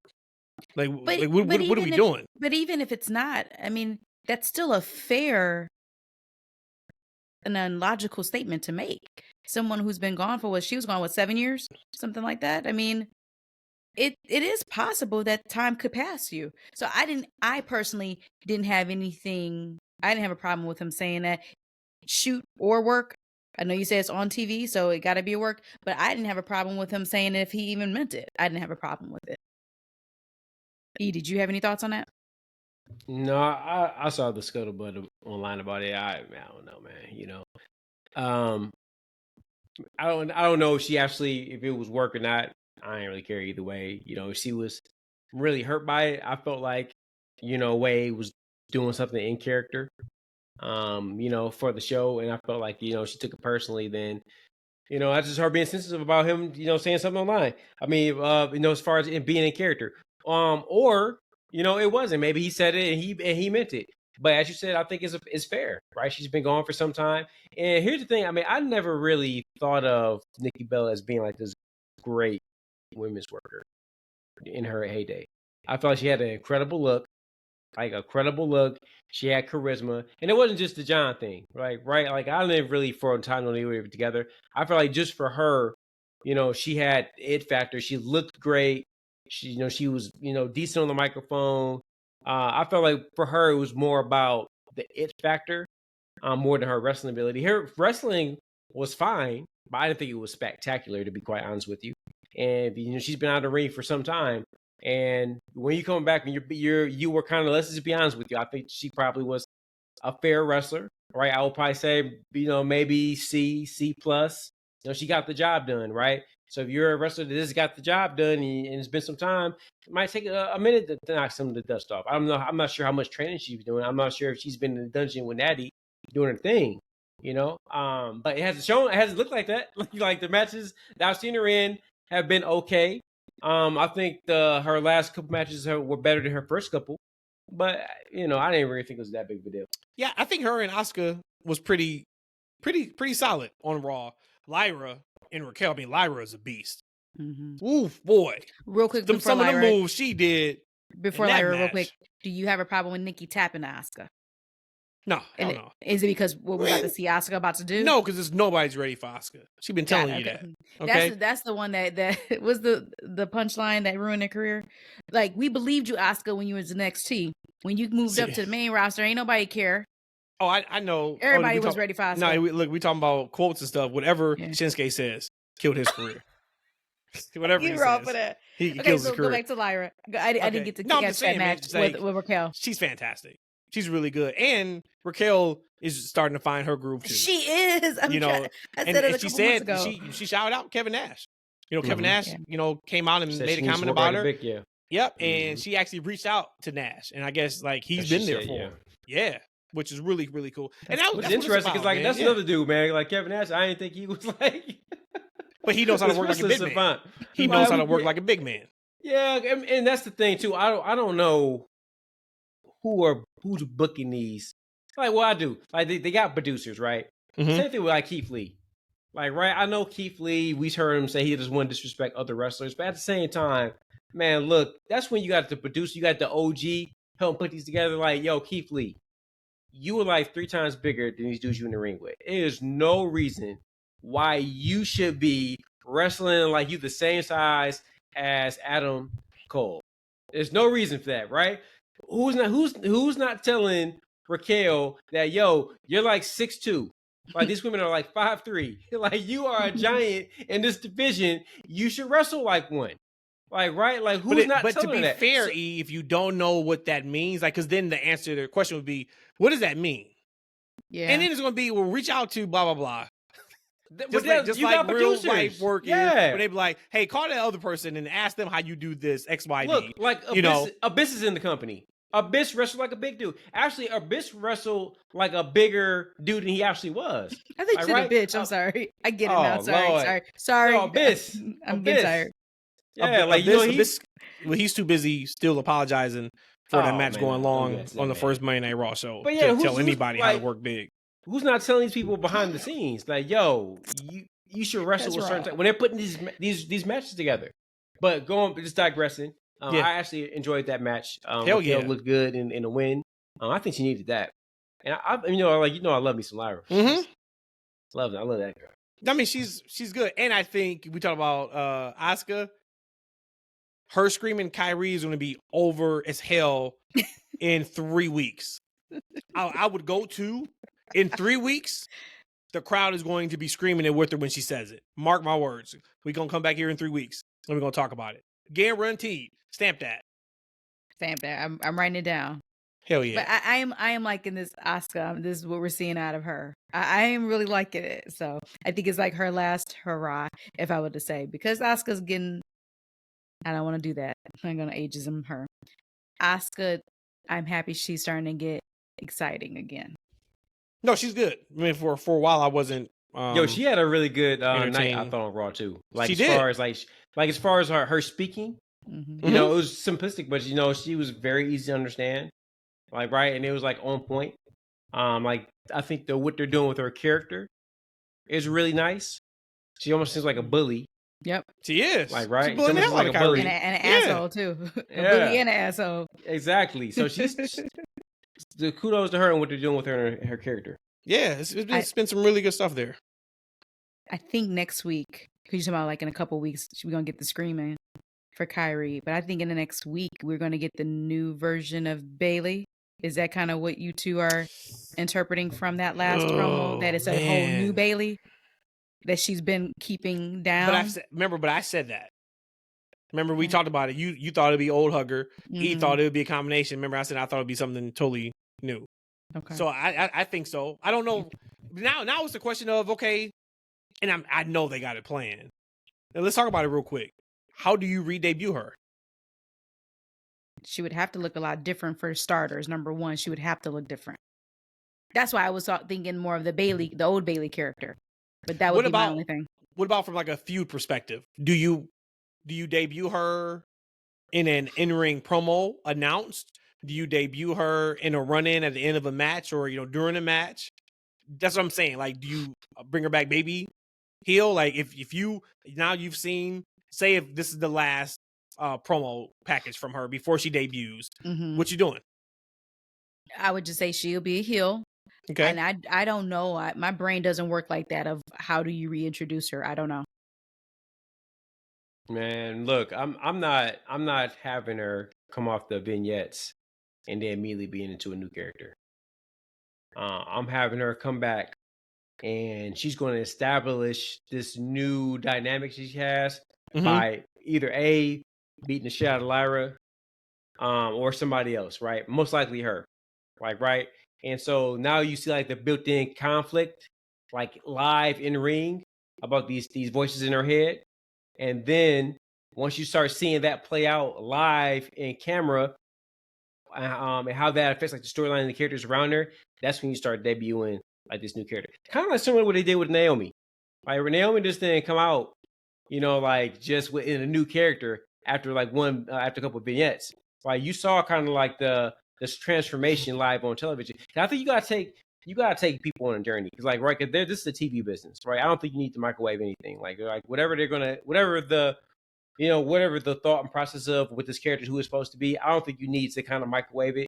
I feel like you got weeks of television that you need to put on, and I think you're doing the audience a disservice by not taking them on a journey so they can see how it gets from A to C. I like that. Yeah, I'm going heel. I don't know how you do those vignettes and she comes back as a baby face. Like to me, like it is clear with the things you could do, which is fun with being a heel, and it's got to be Lyra. I mean, Lyra was petrified a couple weeks ago asking about her. At 1 second, I thought they were going to flip Lyra for a moment. Okay. But you look at what they're doing with this one, right? Because so, like, you look at the storyline aspect, what they did, like, just on Raw. Like, right? So you had a nice showcase match with Raquel and Lyra. And Raquel almost upset her, right? Because I can't think of the last match I've seen Raquel win. No, she did win. Raquel did win. No, she did win. I'm saying I can't think of the last match that she's won besides the one we just saw on Monday. Like she's been kind of a little bit of on a losing streak, so she wins this match. Okay, what does that mean? So now Lyra has this tag team that's beating her, like right. Bayley comes to potentially save the day, right? In some type of tag team, whatever the case may be, only for Bayley to not be well. And she's still going through whatever inner turmoil she has. And boom, there's the turn onto Lyra. And now we start seeing like the new character creeping in, and you see a debut on whatever show. Hell, put it on WrestlePalooza. Let's put everything on WrestlePalooza. Everything on Put everything on there. Put Edge and Christian versus FTR on WrestlePalooza. Let's do it all. Biggest crossover match in the history of the business. What y'all got? What else y'all got? One last thing on Raw for me. I touched on a lot of what I thought I wasn't going to touch on, but I did. Rusev, is this about LA Knight? The LA Knight dream? Touching on, for sure. I was going to keep that. I think I told you about it, that I just had a dream about LA Knight, but I don't know how graphic I got with you on it. But Rusev moves on. You don't know Sheamus. how graphic you got. You don't remember our conversations? No, I don't. No. So Rusev beats Penta, and he's moved on from Sheamus. That's cool. I think Rusev needed that. My only question to you can be just know, any ill will for fandom for Penta for losing? No. And I know you cracking up about No, because my question is, in what world could you beat Sheamus, now you get a title shot? When he said that backstage, Penta is going off talking about he wants a title shot. Rusev pulls up and is just like, you going against the plan. Like, I come back, I beat Sheamus, I get a title shot. What is this? 2K GM mode? Like, Sheamus, I mean, hey, God bless the Sheamus. Sheamus ain't that, man. Like, you ain't beat Jey Uso. You ain't beat, like, CM Punk. No, but those matches was brutal. The matches were brutal. So just from the urn of the laboring on the body, that's what it was. All right. Okay, I get it. But no heat or no ill will toward Penta and his fandom. People who care for taking the L to Rusev. Hell no. Okay. No, I mean, shit, Penta's almost damn near bulletproof right now. You to be honest. Yeah. Okay. I hope they don't treat him that way, but he could lose the next 8 weeks. He continued to get his pyro, his thing, boom, boom. Fans eating it up. Yeah, I mean, I didn't really think a whole lot about it, but I do like that I feel like they've been underserving Penta in some ways. And, like I really enjoyed the Redeemer character in AEW, so I was looking forward to seeing it come to life on WWE television. So I like that they're actually trying to do something with these two characters. I could probably make an argument that he may have been more over if he would have came back as Rusev Day to WWE. Redeemer was a much better gimmick than Rusev Day, but for WWE, Because, I mean, let's be honest, man. Like, Rusev, as great as his matches have been, nobody's really clamoring for him. And it's kind of like the same thing with Aleister Black. Now, he hasn't had those type of level of matches, but even Aleister, like, I've had this thought for like a few weeks, but it was kind of like stamped at the show. Like, do we just think like much higher or highly of him? I know you can't push everybody, but it just seems like every time Aleister goes somewhere, we're always like, man, we want more of him. We want more out of him. I remember NXT when they tagged him with Ricochet. We were kind of like, all right, like I don't kind of understand why they're a tag team, but they're champions and they got a chance to work. WrestleMania weekend, cool, got it. And when he was in WWE, he was in a closet, and he got out the closet. And AEW shows up. Him and Cody feud once. We were like, oh, we got to get that back. Never got that again. He was never like at that height. Comes back, we like, all right, man. Well, Triple H is the one that had his back in NXT and was booking him, super good. And since he's been back, and I know it's only been 5 or 6 months, but I'm not blown away the way I thought I would be with Aleister immediately. Yeah, it was the week out. It was the Friday after WrestleMania. Oh my gosh!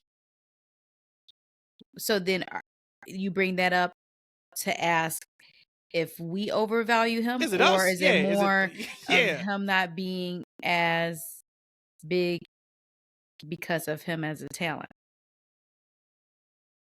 However you want to take it. I'm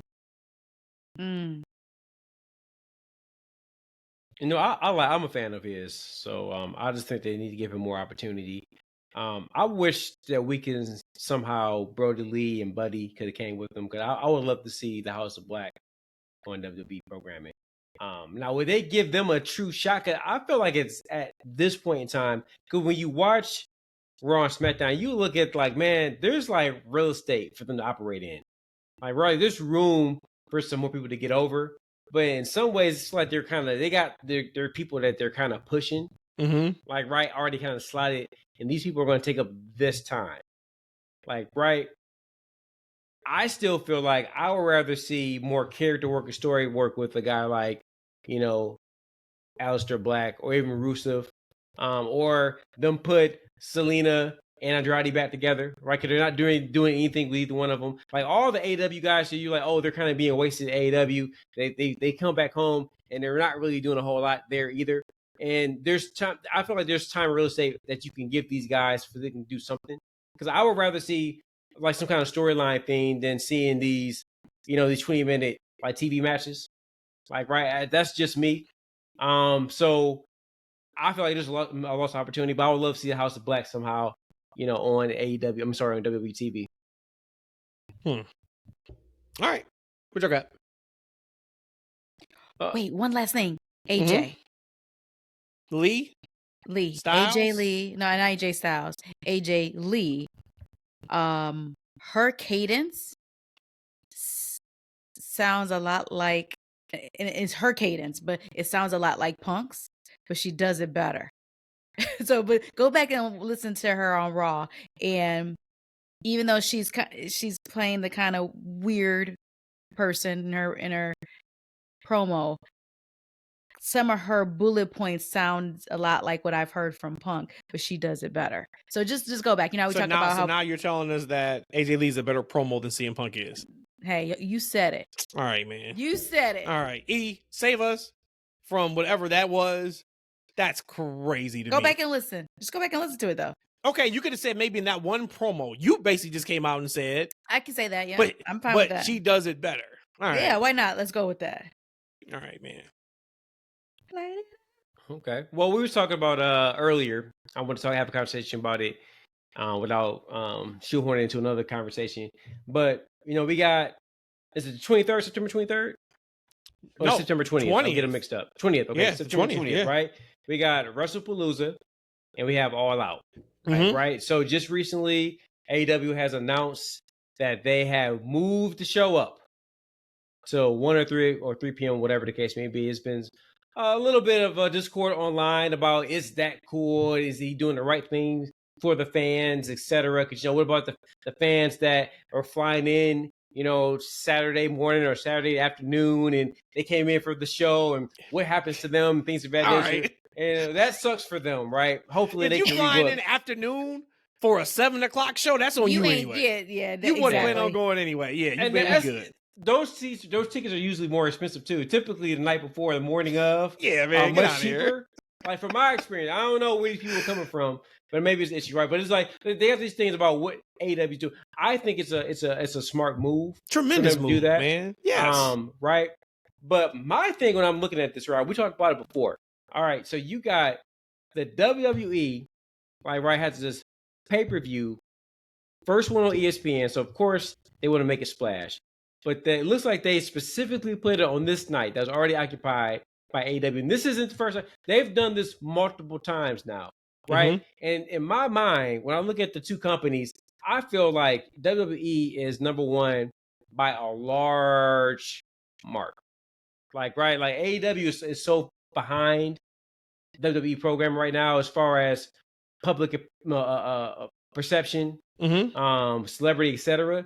That why are they continuing to go after AEW in this way? To me, it doesn't make business sense when you're that far ahead. Like, right?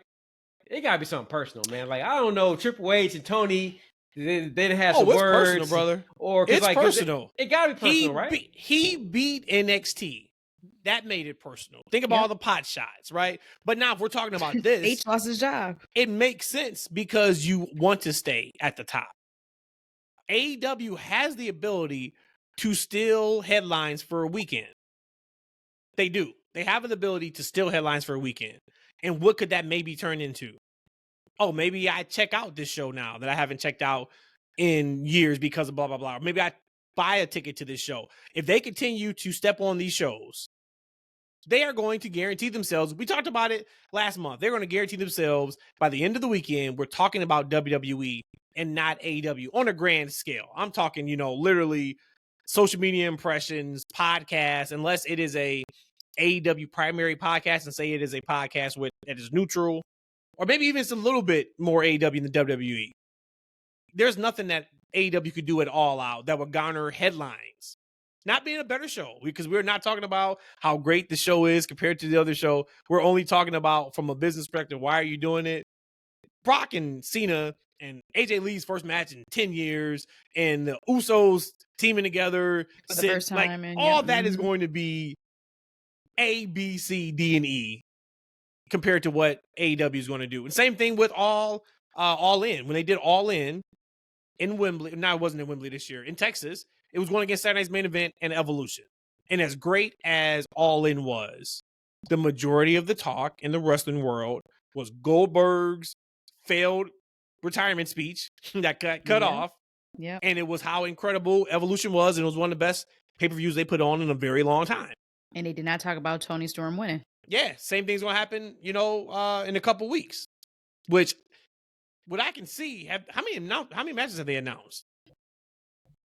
I have no clue. I can pull it up though. I know the tag match has been announced that I talked about earlier. Edge and Christian and FTR, which is going to be great. But yeah, man, that would be the answer. That would be the answer.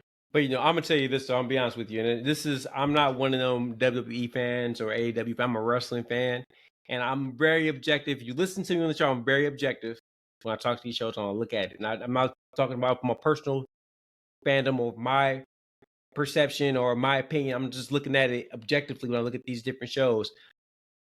When I look at what WWE is doing right now, regardless of this weekend, when you got AJ Lee appearing, you got Brock Lesnar, you got John Cena doing this thing. I honestly don't see what AEW is doing right now that's going to draw headlines from people who watch WWE. I don't think there's what are they're going to give you like a really good match. I don't think that the WWE universe, not talking about us hardcore fans that enjoy that kind of thing. I don't think like the fan that watches WWE, that's into WWE, it's like the Diva Search, that's the Diva Search, but the Total Diva fans, those type of people. I don't feel like any kind of headline that AEW can give you will be of interest to those fans. I just don't think there's anything that they can specifically do that's going to make them come over to what AEW is doing right now. I'm just being honest with you. I think the shows are much improved. Like, right, if you're a hardcore fan, and you like wrestling, there's a lot to like on some of these shows, right? But when I tune into a Collision, and the first match is John Moxley and somebody, like, right, like, and it's just a really long match.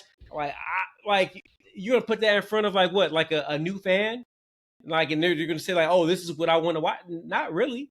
That is a show for the sickos. That is a company for the sickos, and it screams that with anything they do as far as engagement point. I don't think that it's anything they can specifically do that's going to draw headlines from WWE, because they're not tapping into that audience at all. They got their feet stuck in the sickos and We Are Wrestling.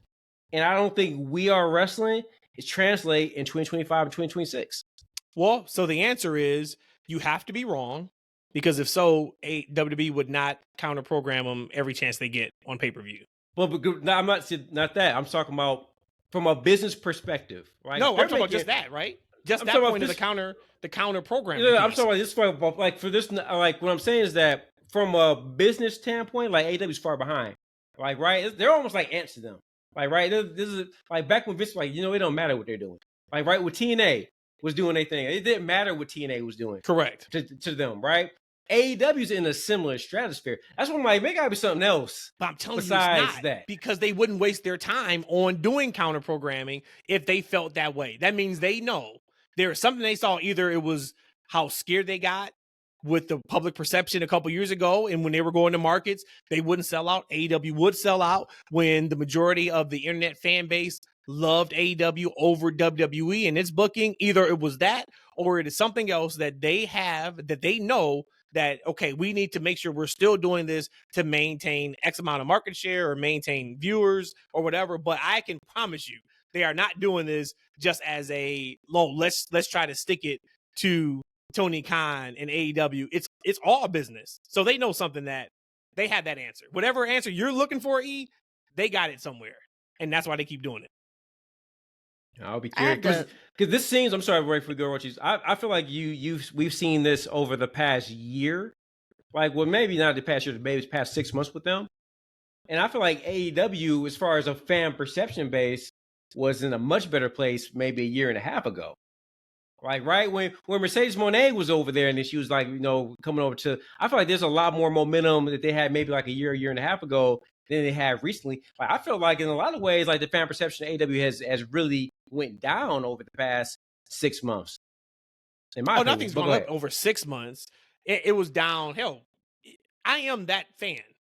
I stopped watching from last November to about March and April. So I stopped watching for 6 months. And then I started back. So their fan perception right now is pretty good, I would say. They just got, like, once again, they got to keep doing what they're doing. But WWE sees them as a threat. You don't counter program if not. The card as it stands right now, we have 3 matches. We have the TBS Championship. So we have Mercedes and Riho. Then we have the tag match with. Wait, that's on All Out? That's on All Out. Wow, I thought that was on Dynamite coming up. It says All Out. Okay. Then we have Rio's back. Shout out to Rio.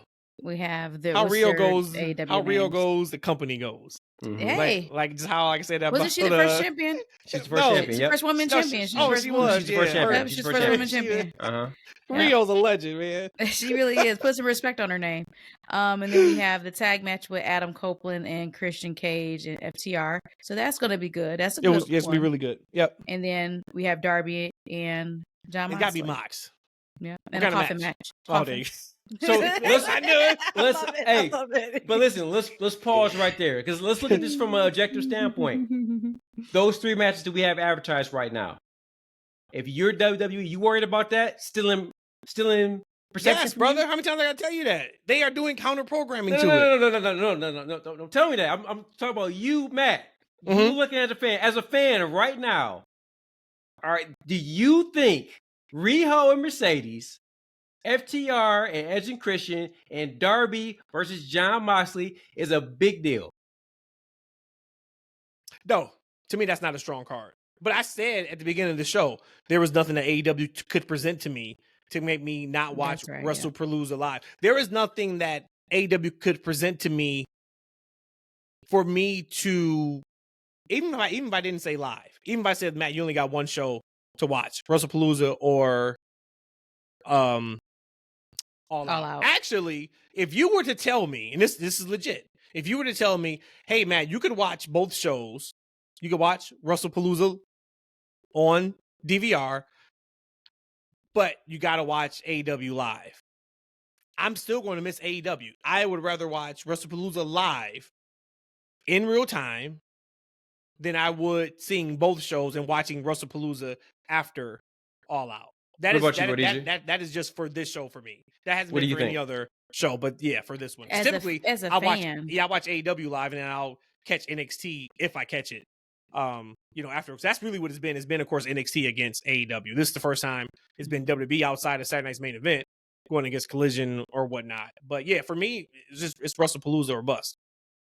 You would have to be a tribalistic fan or just a crazy diehard AEW fan to even say that they would watch AEW first before WrestlePalooza. You got John Cena, you got Brock Lesnar, you got AJ Lee, you got CM Punk. Like you got the Usos. That's like a cheat code right there. You can't compete with that at all. Sky and Stephanie. So let me pull it back a little bit further, right? Mm-hmm. If WrestlePalooza was not a thing on that same day, are you guys? Oh, I'm locked in. In, boy. $50-$60. You paying those three matches is gonna make you pull out $60? No, I'm not. No, that's not incriminating myself. Yeah, that's not making me pay $60. But I wouldn't pay $60 for the majority of WWE shows. Yeah, okay, and you wouldn't either. What? And you wouldn't either. Okay. So he's like, what? Okay. What? Okay. But the goal is to get. There's a lot of people who probably would, right? That's the goal is to get people to the pay-per-view, right? Yeah, right. For so sure. how many AEW, how many WWE fans, do you think is gonna spend $60 to watch that show that they're headlining? I don't know, because if you look at the numbers they did, I hate talking numbers, but if you look at the numbers they did last pay-per-view when they did move the time, because some people were bitching and moaning about AEW moving the time. Oh, they were, we were here first. We shouldn't have to move the time. That weak stuff. You ain't got a penny to the promotion, but whatever. They complained about that on All In Texas, and All In, I think it was like the third highest buy rate. Like, I can't remember. Don't give me like quoting the wrong stuff, but it was a really high buy rate for them. Got it. And they started early in the afternoon. So to that point, if they're doing those type of high buy rates, then it's working. So because you asked about the question about like WWE fan compared to AEW fan, whatever fan it is, they're paying $60 at a high level compared to what it was before or what they're normal, what they used to. They were super happy with those numbers. They've really gone down over the past couple of years, but I'm talking that show that they had wasn't their highest buy rate that they've ever had when they were at the hottest of their peak, right? That's just the people who are already kind of into the AEW fan. Like, my point of it, the people who are interested in AEW are going to find AEW regardless. Their goal is to get some of that WWE audience that's not watching. Right? That's what the goal is. That's who, brother? No, Who? Triple H's goal is for him not to lose any viewers, as we can see with counter programming. You ain't never heard Tony Khan and AEW say, our goal was to pull wrestling fans from WWE. That was what this entire conversation started with, was about the counter programming. That's H's goal. That ain't Tony Khan's goal. Tony Khan's goal is to spend money on these crazy ass theme songs that he only gonna use one time a night. Give us matches that we thought we would never see. Put people on commentary that we thought we would never hear, and we on to the next show, man. That is what Tony Khan's mission statement is. No, I just think that as someone who's watching AEW, it's just nothing. It's a show. It's not a popping show. If you like it's a cool show to watch. It's nothing that's going it's like if I miss Dynamite, I miss Dynamite. But it was good, right? And so you got people who are watching AJ Lee and doing all these different things. You're gonna watch this show, and there's nothing. I don't feel like there's nothing that's, especially with how much content is being put out there for wrestling. When I watch AEW, it's just not, there's nothing that I feel like, hey, you who don't watch AEW, watch it right now. It's going to blow your mind. I'm not blown away when I watch some of the shows. There's some good, cool things, but I think, I think some people could say take away AJ Lee. I think some people could say that about WWE. I was looking at Josh Alexander made a comment. There was somebody else. Oh, MJF. Something leaked years ago when he first got in promotion, and he kind of made his to-do list, and nothing was connected to WWE. It was Ring of Honor. It was, working this person on indies and doing this and doing that. There is a segment of people, man, that their goal, they didn't watch WWE, right? Like Josh Alexander came out and said like he's working at AW because that's where he wants to wrestle. It wasn't about the money, you know, but like that's where he never like really like dreamed about main eventing WrestleMania and that kind of thing. So when you say that, somebody would say who is a diehard AEW fan, right? Who loves Ring of Honor. Like this is their bread and butter. This is their primary shows. They would look and say, well, I don't really care about John Cena because I really didn't watch wrestling back when he was big, so I don't have a connection to him. And yeah, CM Punk is cool, but he left AEW, so I really don't check for him. Yeah, okay, so maybe I will check out, you know, AJ Lee, but she's on social media. I think so, there are people who are just like, hey, WWE's not doing much because this is WWE's most down year from a creative standpoint in the last 3 years. So I think it's probably less than 5%, 3%. But I do think there's a percentage of wrestling fans who were can't miss on Raw and SmackDown that now maybe miss Raw or SmackDown, but they do watch Dynamite and or Collision much more than what they used to. That's rough. Yep. I feel like the people who watch who've already found who want AEW's already found AEW. What say you, Rhodesia? I think that could be fair. My biggest question is just more of how many fans out there are not tribal fans. If we had to put it on a percent or 1,000 fans or 1%, because I think we're going to always have this conversation go, and we're going to always go back and forth on this, always. But I think it's kind of like Pepsi and Cola. Outside of the Koch brothers, ugh. And we all know Pepsi. We all know Pepsi's I love best. Coke. I love Coca-Cola. Coca-Cola is the best. Coca-Cola tastes better than Pepsi. Pepsi tastes sweet and nasty. Coca-Cola tastes horrible. No, it does not. Hey, you know, Rhodesia, that's what people say about Pepsi too. Coca-Cola's horrible. Huh? They say Pepsi's too sweet. It's too sweet. It's too sweet. Again, Pepsi is fantastic. But now, if you're talking from a fountain, fountain Coke is great. If you go out to a restaurant and you order Coke, you're in a good space. Bottle or can Coca-Cola, and don't get that out the country. Shout out to all of our listeners and watchers outside the United States. I don't know how y'all do it. Coca-Cola, oh my God. It's actually a healthy Coca-Cola. Oh my God. Not what we drink here. But the point that I'm getting at is like the this or that is going to always be that. But if we want a rum and Coke or rum and cola, we don't care which cola you have. You can have RC Cola for all we care, or Faygo Cola. If I want my rum and cola, I'm going to take whatever cola you have. So the same thing like for wrestlers. Like, you know, wrestling, I mean, if it's wrestling, it's wrestling. You know, but for me, I don't know how to answer that, because I don't know how many WWE fans would normally pay for an AEW pay-per-view. I just don't know that number. I would think that this card, All Out versus WrestlePalooza, whomever was those WWE fans that would buy the pay-per-view probably would still do it because they moved the time. I think they probably still would do it. Those people who would have normally done it. Anybody new? I don't know. Maybe it'll be new wrestling fans just in general, not knowing that they're thinking all wrestling is the same. But I think that if you were going to watch it, or if you have been watching PLEs or pay-per-views of AEW, you still will. It'd be interesting. We'll break down, of course, WrestlePalooza. Once again, I expect them to add one match. It's going to be interesting to see what they do on Dynamite, because right now there's only 3 matches announced. Mm-hmm. We got to go into at least 5 or 6. Yeah. Show's next Saturday. So, you know, Tony Khan, he's good for it. Show's next Saturday. That's what I'm saying. Look, it's a week before. Like, right? Those are the 3 matches you got right now. Quick turnaround. Right? It don't really. I like, for me, I think it don't matter. Like, he does this every pay-per-view. Right? Like a week before, that's when he starts really ramping up. Like, the people who are going to watch some shows are going to watch the show. He's like, there's not a WWE fan that's invested in Dynamite that's going to say, like, oh, you know what?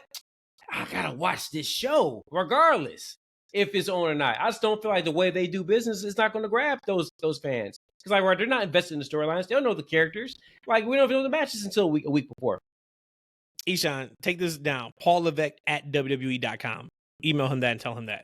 Tell him stop doing counter programming so we can watch all these shits live. I would really appreciate it, brother. I really think that Tony hit him up on the cell phones and called his mama a bitch. He That's called his mama a bitch. That's what it was. Yeah. And hey, you actually, it might have happened when Vince fired him. I was saying, no. Right? Wait. It might have happened when Vince fired him. Wait, no, I know he called Like, his Hunter. his father-in-law a bitch. Like, Hunter, you're a bitch. Like, right? And Triple H ain't never forgot it. You're like, you know what, Tony? You're wrong. I'm gonna stamp you out. Because at the same time, though, man, look, this man, Tony Khan, he don't need the money. This is why it's an interesting conversation. We got hurt in the office thing. This is an interesting conversation because Tony Khan is the big. I don't think he does this really for the money. Like, Of right? I course feel like not. this is a dream No, product for fool. him, right? No, Right? man, he So- does it to put us in a spot as wrestling fans, something for us to enjoy. He's told you that numerous times. The So, same way WWE's so- doing everything for money. So take a step AEW back. is the polar Take a step back, right? Since he's not doing this for money, You're an right? AEW fan. It Hold don't on. matter. It don't matter that Triple H is doing this kind of product. Tell go Triple H programming. that then. Why does he matter? Why Tony don't care? Look, Tony Tell gonna Triple keep H that. spending money Your on mom his is a nice product. person. Look, he's already getting all this money from Max and Warner Brothers. I don't think that relationship is going to go away. I think it might get restructured or whatever the case may be. I feel like those guys are in bed. They like Tony. Tony like them. It's going to be around. Like, and Tony don't care about money. This ain't Paul Heyman. Like, you know what I'm saying? Like, this ain't going to make or break Paul Heyman as far as if ECW is going to run or not. Tony going to run the next show next week and it's going to be just fine. And the next pay-per-view is just like, what's going to change for him? Nothing going to change for Tony Khan. NickKhan@WWE.com. Email him and tell him start going down that the so they list, can huh? stop doing counter programming and we can all watch what we love live. Oh, well, see, look, All the time. I'm gonna watch early in the day. Boom, right? Bam, WrestlePalooza at night. I'm in there. You locked in. So we all gonna be locked in. Like I said, we'll break down WrestlePalooza. I am excited to talk about this show kind of in depth next week. And we'll go over what matches they have at All Out. Now, you say all that. I do think those are three matches that are going to be very good in the ring. I think Rio and Mercedes are going to kill it. I think Darby and Moxley are going to do something that is beyond what we have seen from a hardcore match. That's what they do. And you best believe Edge and Christian and FTR are going to put on. They're going to try to put on one of the better tag team matches in a long time. So the match quality itself, 2 thumbs up. We'll see what else they come up with in the next 6 days. Who is Hangman feuding with right now? Is he feuding with Kyle Fletcher?